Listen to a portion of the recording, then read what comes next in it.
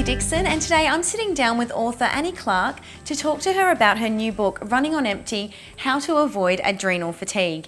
Thank you so much for sitting down with me today, Annie. I'm so excited to talk to you a little bit more about this, an amazing book. Okay, so first of all, Annie, the title, Running on Empty: How to Avoid Adrenal Fatigue. What's in the title, and why did you call it that? Well, Julie, I see clients all the time, and when they come and see me, they're coming for gut problems, they're coming because they're nervous, they're worried, they're overweight, they're not sleeping, they're not coping with life. So I thought, this is really interesting. And then I thought about my own life, and my whole life has been about running on empty. I am a human doing, and that's what my book is about. It's about addressing or identifying the human doing and helping them to be a little bit more of a human being. That's why I thought I have to write a book. I've got to write a book that educates people about their behaviour and what is stimulating that behaviour, and whether being a human doing is good or whether being more of a human being is better. Okay, so that's great. So in the book, you do mention a lot about adrenal glands. What are adrenal glands? Okay, adrenal glands are these little floppy bits of tissue that they weigh between 7 to 10 grams. Gosh, who'd ever think something that weighed that little could be so important? And they sit on top of each kidney. One looks like a little triangle and one sort of like a blob. And these are what I call a responding organ. So when you experience a stressful situation, depending on how you perceive it, it's the adrenal glands that take up the slack, and they then send a message to your employees in your body to bring more water in. Bring more water in, emergency, red alert. And if there's no water in the body, then that then sends off another signal to other parts of the body to try and find water, which then creates a problem. So the adrenal glands are responsive organs, and they are incredibly relevant, and no one talks about them. So I thought, right, I've got to educate. Now, Annie, I've heard a lot about the sympathetic nervous system. I've never quite fully understood it. So can you explain a little bit more about that to me? It's a really good question. You hear people talking about it. Generally, they're scientists, or even a GP might mention sympathetic nervous system. Some naturopaths will mention it if they know what they're talking about. The sympathetic nervous system, the way I remember it, is in sympathy to your nervous system. So that means the whole body is in sympathy. So a sympathetic nervous system situation is when you're always in response. You're always in fight or flight. You're already ready to go all the time. And parasympathetic is more relaxation, it's sleeping, it's digestion. This is something that's happening as a consequence of just life. But it's gentle, and it's the opposite, of course, to sympathetic. So what happens is most people spend too much time in sympathetic nervous system activity. You know yourself, if you guys are doing a shoot or there's a lot of thinking involved and a lot of managing involved, you're in a heightened state of what I call adrenal activity. So you're pulling in, depending on how you perceive that.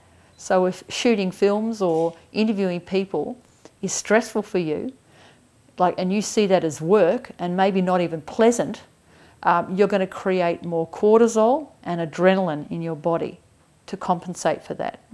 Whereas if you were actually in sympathetic and you were you had to do it to get the job done, but you were prepared to give yourself a nice little rest afterwards, that would be the parasympathetic time, and that would be very important. And what people tend to do is they run in the sympathetic too often. They don't know how to stop. And I know all about that, because I'm a bit of a human doing. So it's teaching people about that nervous system and how they can manage it. Now, when it comes to stress, is there particular foods that we can actually eat that help us deal better with stress? Okay, the foods that you can use are foods that are, generally they have a natural bloodstream of their own, if that makes sense. So they're alive and they're vibrant foods.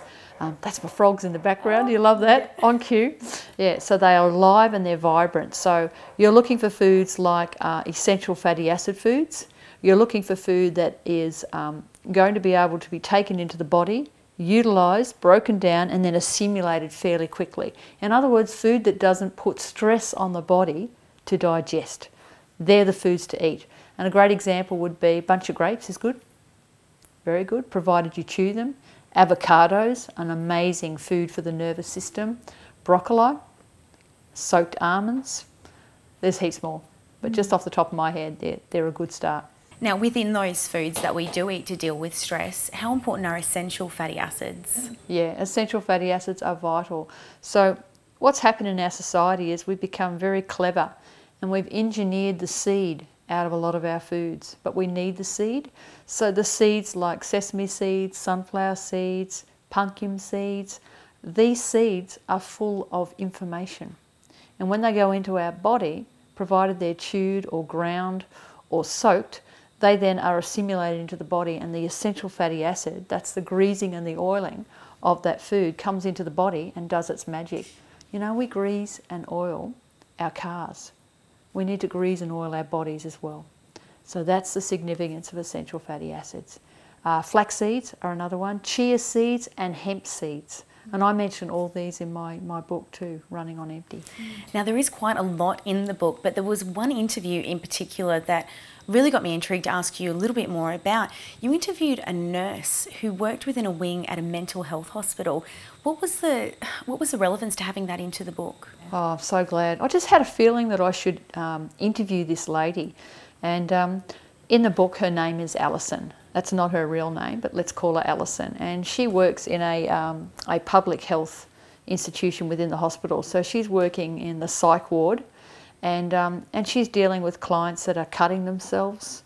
They're there because they've had a nervous breakdown, overwhelmed basically. And she gave me some amazing insight as to why, her take on why these people are there. And they don't use any natural therapies whatsoever in these institutions. It's unheard of. And yet I know that these people would respond really well to things like aromatherapy and of course increased essential fatty acids in their diet and the right environment and a whole lot of other things. So she was looking at it very much from an institutional take.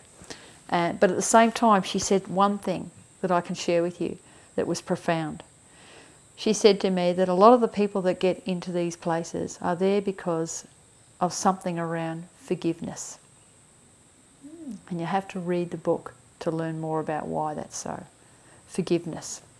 So along with interviewing Alison, you actually had a number of other amazing contributors to this book. Can you tell me a little bit more about them and you know, what was so special about what they had to offer in the book? Absolutely. We had Kath Manuel, who came in towards the end of me writing the book. And Kath was talking to me about gardening and using the garden and the land and the earth as therapy. And Kath is an amazing woman who has a business called Soil to Supper. And she talks about, teaches people how to grow food. You know, back to basics. She comes and looks at your garden and says, right, you've got to sort that out. Here's how you can grow something to eat. I love Kath, she's wonderful. So her contribution was timely. We have Angie Quinn. Now, I believe, as you know, you've known me long enough now, you know that I believe in humour as therapy. Well, I thought, why not get someone to write about laughter and using laughter as a way of healing? So Angie has contributed a beautiful chapter on laughter therapy. I love it.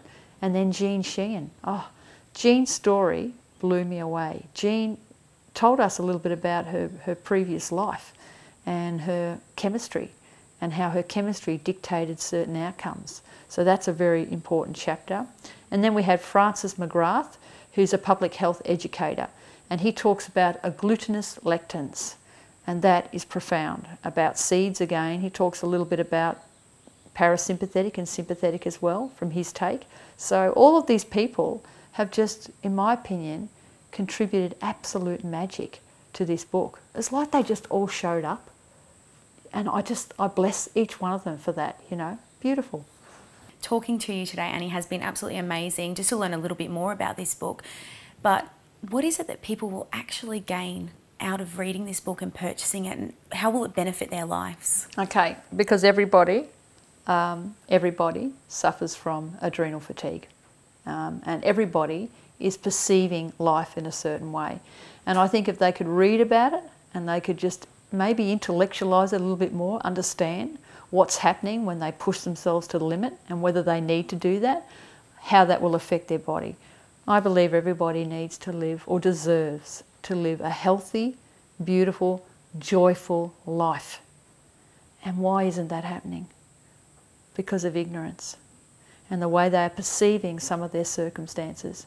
Wayne Dyer said in his book, Your Erroneous Zones, I always remember this, he said that basically when you are growing up, you are influenced by the people around you.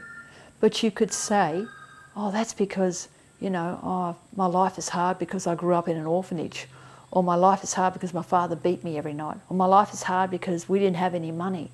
This is all perception. It is all about perception. You don't have to use those as excuses, you know. Every time something beautiful comes in front of you, well, first of all, learn to recognise that it's beautiful. Even misfortune can be beautiful because it teaches you to look at something a different way. And that's what they're going to get out of this book. They're going to learn to look at things differently. I think it's going to preserve life. It's going to give you more longevity. Thank you so much, Annie. Now, I'm sure there is a lot of people out there who have been inspired by what Annie has said today about her book. And if you would like to grab yourself a copy, you can do so by jumping onto www.bewell.com.au.